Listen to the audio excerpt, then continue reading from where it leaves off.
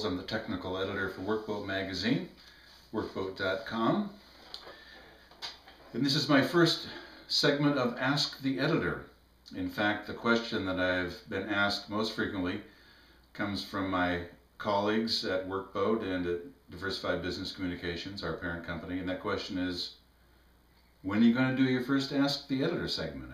And after all, Dave's done two, including sniffing the shoe. Ken's done a couple, and here I am with my first. And the question we're going to address today is a technical question, and it comes from Richard Sanchez, who is the marine editor for North and South America at ODS-Petrodata in Houston. He writes, regarding anchor handling tug supply vessels, what is the difference between bollard pull, tons, T-O-N-N-E-S, and brake horsepower? In the U.S., it seems operators often focus on brake horsepower, but in Brazil, the operators prefer to know the bollard pull of the anchor handling tug supply vessel.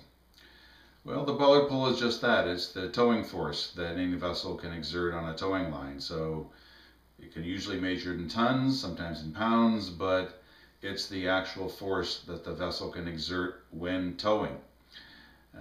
Depends, of course, largely on how much horsepower you've got, but it also depend on whether you've got fixed pitch propellers, controllable pitch propellers, whether you've got a nozzle on there, all kinds of other variables, well, not all kinds, but other variables will affect what your bollard pull is. Bollard pull can be measured in the water by actually hooking up a line to a bollard with a strain gauge and cranking up all that horsepower and seeing how much pull you can exert and measure. As I understand it, in Brazil, they prefer that you run for about an hour, a steady pull, to see what kind of bollard pull you can get over that time period, as opposed to just sort of a peak horsepower that you can get, over a short period of time.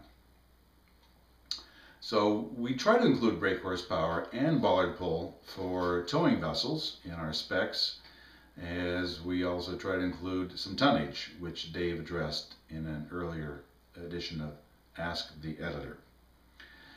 If you have any further questions, technical or otherwise, that you think it might be fun to address, you can drop me a line at bbuls@divcom.com, and we'll do our best to come up with a second, third, fourth Ask the Editor down the line. Thanks for watching. Until that time.